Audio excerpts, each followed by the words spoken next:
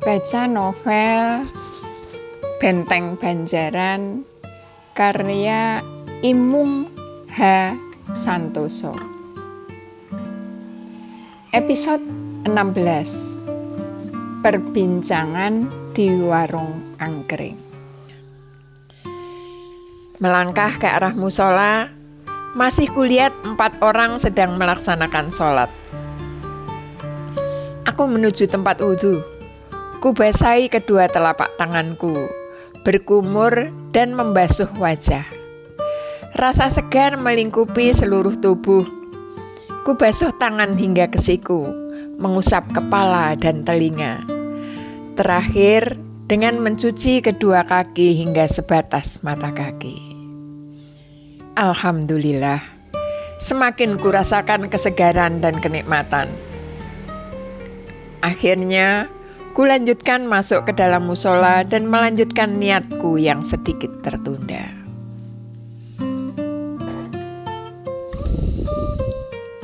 Selesai melaksanakan kewajiban, kusempatkan untuk duduk sejenak di pinggir musola. Duduk sambil menikmati suasana sekitar, menikmati angkringan ala kota Banyuwangi.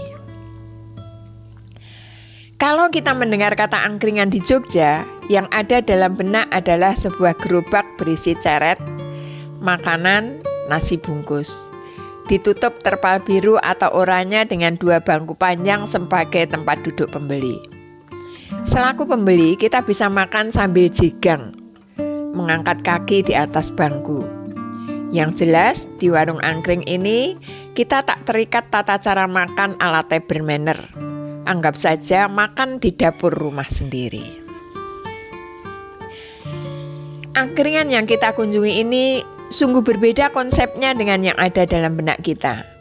Yang ada di sini adalah sebuah angkringan di sisi kiri sejajar dengan angkring Sego Tempong. Kemudian di sisi kanan dan belakang deretan gazebo ukuran 3x3. Ada 7 buah gazebo untuk pengunjung. Di bagian tengah disiapkan 4 buah meja panjang. Masing-masing di kanan kirinya terdapat bangku sepanjang meja. Deretan meja ini tanpa atap. Penerangan didapat dari lampu-lampu bintang yang melintang di atasnya. Kemudian, sebuah gazebo yang lebih besar berada di paling kiri, tergantung tulisan musola, muat untuk 20 orang sekali sholat. Tanaman sansevieria tertata rapi di pot-pot yang panjang menjadi pembatas antar meja di bagian tengah. Juga di sekitar gazebo, sansevieria dengan garis tepi kuning itu menyatu dengan pis lili putih yang rimbun. Tanaman bunga tabebuya kuning dan putih berada di sisi luar halaman, masing-masing sepasang hingga seperti menjadi pengapit gapura masuk warung angkring.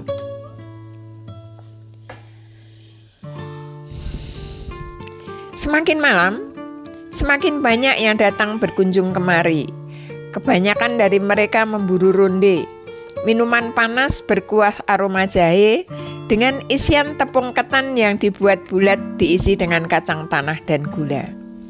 Kolang-kaling yang sudah diiris tipis-tipis dan direbus, kacang tanah sangrai, roti tawar yang dipotong dadu. Sebenarnya minuman ini juga enak dinikmati dalam kondisi dingin. Tambahkan kelapa muda dan es batu, tentu lebih nyam-nyam. Aku melangkah kembali ke tempat dudukku tadi. Di gazebo kedua, kulihat Bu Lurah masih berbincang dengan pemilik kebun buah.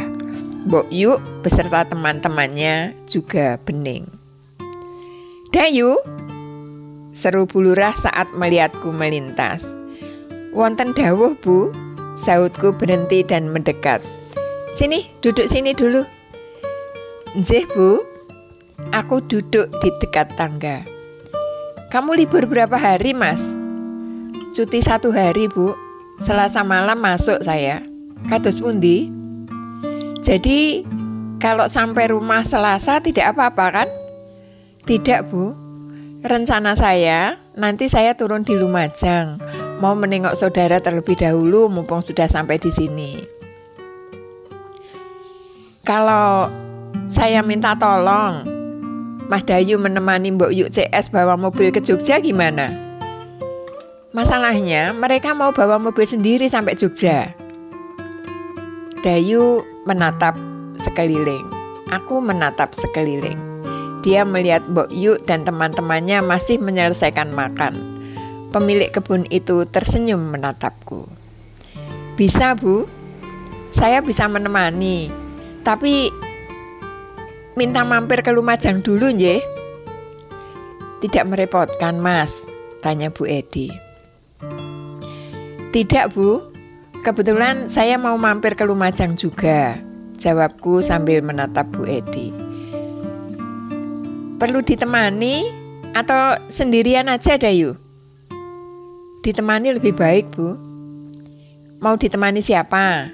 Bening, Isti, atau Firman? Kembali Bu Lurah menanyakan. Isti saja, Bu. Yang saya kunjungi masih saudara Isti juga. Baik, saya atau Mas Dayu yang bilang ke Isti? Bu Lurah saja lebih baik. Deal ya, Mas Dayu sama Isti bareng Mbok Yuk. Yang lain biar pulang duluan bawa bis. Siap, Bu. Pandangan Bu Lurah kembali ke Bu Edi.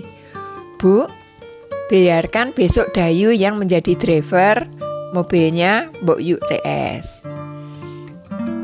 Driver cadangan ya, Bu, sahut Dayu sambil tertawa. Ya, kalau sekedar driver cadangan buat apa? Gak ada gunanya kamu. Ganti parkerok aja sana, biar bisa lebih kemayu, sahutnya menatapku galak tapi penuh canda. Wah, Bu Lurah kalau sudah punya kehendak tidak bisa dibantah. Masa ganteng dan berotot gini disuruh pakai rok biar kemayu? Aduh, banyak cowok ganteng yang jatuh cinta sama saya loh, Bu. Tapi jakunmu itu loh, kelihatan. Yang naksir nanti jadi pada takut. Bu Lurah tertawa, aku pun ikut tertawa. Kalau begitu, Mas Dayu dan Mbak Isti barang-barangnya diturunkan saja dari bis sekarang, kata Bu Edi. Nanti nginap di rumah saya saja. Besok pagi-pagi bisa langsung berangkat ke Lumajang. Apakah tidak sebaiknya kami menginap di luar saja, Bu? Di sini masih jarang penginapan, Mas. Kalaupun ada cukup jauh. Sekitar 40 km. Oh, baiklah. Terima kasih, Bu. Semoga tidak merepotkan. Aku bergegas mengambil tas punggung yang berisi pakaian ganti.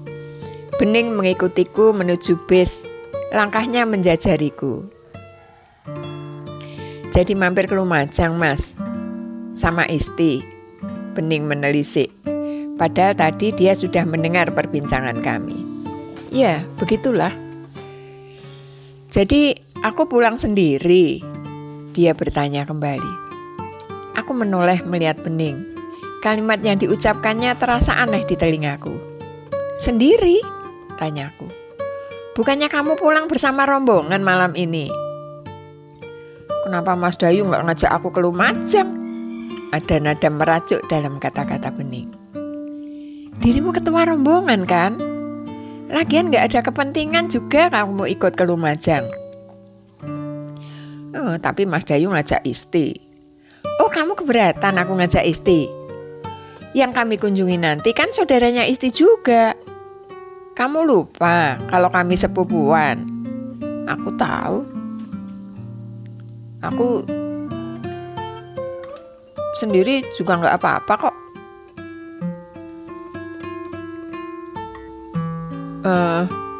Ya nggak apa-apa lah. Udah, biar sama Mas Dayu aja. Enggak, kalau kamu memang butuh teman, biar Isti menemanimu ngurus teman-teman. Aku sendiri saja. Bukan begitu maksudnya, Mas. Lah, terus maksudmu gimana?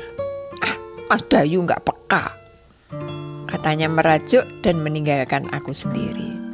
Aku hanya bisa geleng-geleng kepala melihat ulahnya. Benar, namamu dulu pernah melintas-lintas dalam benakku, Ning. Neng Bening, begitu saja kok marah. Tapi kau cantik kalau sedang merona wajahmu, Neng. Sayang, aku selalu rindu senyuman yang lain. Senyuman milik gendis yang sangat manis. Walau dari sikapnya yang kadang terlihat judes. Namun, senyumnya itulah yang telah meruntuhkan hatiku. Menggeser semua senyum yang menawan. Menggeser semua wajah cantik yang menarik.